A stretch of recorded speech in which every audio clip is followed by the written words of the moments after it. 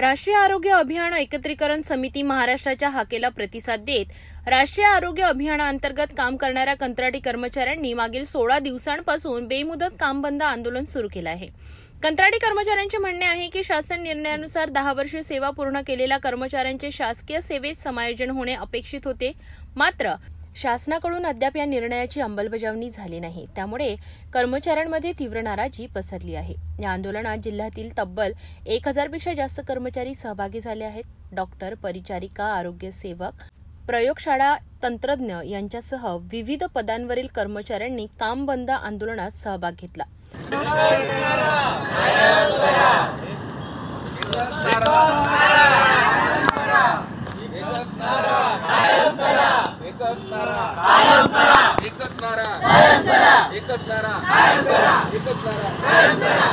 या आंदोलनामुळे ग्रामीण भागातील प्राथमिक आरोग्य केंद्रे आणि उपकेंद्रांमध्ये कामकाजावर मोठा परिणाम झाला आहे। विशेषतः पावसाळ्याच्या हंगामात डेंग्यू, मलेरिया, सर्पदंश, संसर्गजन्य आजार यांची वाढलेली तीव्रता लक्षात घेता आरोग्य यंत्रणेवर ताण पडत आहे। कर्मचाऱ्यांचे म्हणणे आहे की शासनाने त्यांची पिळवणूक केली असून वारंवार मागणी करूनही शासन स्तरावर ठोस निर्णय घेतला जात नाही। या आंदोलनाचा फटका थेट ग्रामीण जनतेला बसत असल्याने तातडीने निर्णय घेण्याची मागणी केली जात आहे।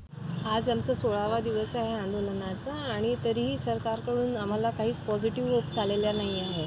उलट प्रशासनाची कारवाई होईल आणि आमचा जेवढे दिवस आम्ही संपात आहोत तेवढे दिवसाचा पगार मिळणार नाही असे धमक्यांचे लेटर्स आमच्यापर्यंत येत आहेत आणि पगार न देताही प्रशासकीय कारवाई केल्या जाईल ही एक पिळवणूक सारखं वाटत आहे सर्वांना।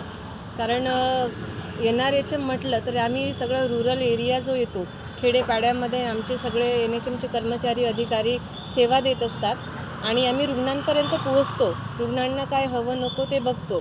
जर एवढी सेवा देत असूनही एक सरकारचं असं म्हणू शकतो आपण एक सावत्रपणा, जर तुम्ही परमनंट कर्मचाऱ्यांना एक वेगळं वागणूक देत आहे आणि कंत्राट्यांना वेगळी वागणूक देत आहे तर ती एक पिळवणूक आणि एक मोगलशाहीची छाप सरकार पाळू इच्छित आहे असं काहीसं वाटायला लागलेलं आहे।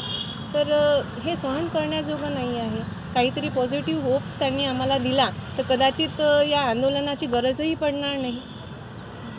जर शासनाने तात्काळ ठोस पावले उचलली नाही तर ही चळवळ अधिक तीव्र करण्यात येईल असा इशारा आंदोलनकर्त्यांनी दिला आहे। मिशन अंतर्गत काम करणारे कर्मचारी बेमुदत आंदोलन करत आहेत। यांच्या आंदोलनामुळे जिल्ह्याभरामध्ये जी आरोग्य व्यवस्था ती प्रभावित होत आहे। नॅशनल आरोग्य मिशनमध्ये काम करणारे जे कर्मचारी होते त्यांना 10 वर्षानंतर त्यांना परमनंट करणार आणि या शासन निर्णयाची अंमलबजावणी कुठे झाली नाही म्हणून हे बंद सुरू आहे। काय प्रतिक्रिया एकूण जाणून घेऊ। राष्ट्रीय आरोग्य अभियानमध्ये सर्व अधिकारी व कर्मचारी कार्यरत असून आणि सर्व अधिकारी व कर्मचारी यांचा आरोग्य सेवेवर मध्ये सहभाग आहे।